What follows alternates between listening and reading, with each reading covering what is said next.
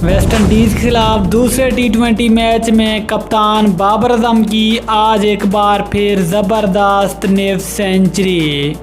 बाबर आजम फिर से टी20 में नंबर 1 पोजीशन पर आने के करीब पहुंच गए। वेस्ट इंडीज़ के खिलाफ दूसरे टी20 मैच में 50 बनाने के बाद बाबर आजम को कौन सी बड़ी खुशखबरी मिल गई, मुकम्मल तफसील इस वीडियो में।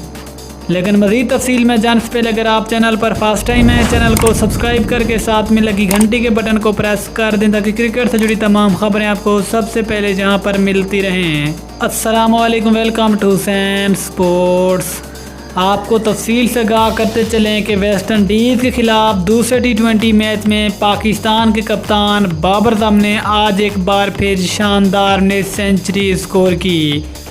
बाबर ने दूसरे टी20 मैच में 39 गेंदों पर 51 रन की शानदार इनिंग्स खेली, जिसके बाद पाकिस्तान का स्कोर 158 तक जा पहुंचा।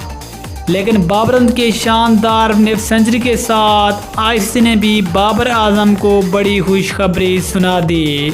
बाबर आजम जो कि इस वक्त टी20 की बैट्समैनों की रैंकिंग में नंबर 2 पोजीशन पर मौजूद हैं और बाबर आजम के रेटिंग पॉइंट्स की तादाद 832 है, जबकि इंग्लैंड के डेविड मलान के रेटिंग पॉइंट्स की तादाद 841 है, जो कि इस वक्त नंबर 1 पोजीशन पर मौजूद हैं।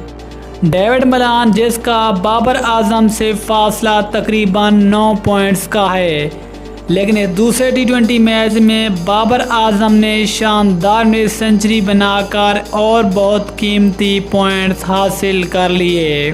एक अंदाजे के मुताबिक आज के इस मैच में बाबर आजम ने 50 स्कोर करके तकरीबन 5 कीमती पॉइंट हासिल कर लिए हैं। इस लिहाज से आने वाले बुध के युद्ध में होने वाली टी20 की रैंकिंग में बाबर आजम दोबारा नंबर 1 पोजीशन पर कब्जा जमा सकते हैं। इस लिहाज से आगे होने वाले दोनों टी20 मैच में बाबर आजम को मज़ीद 150 स्कोर करना होगी।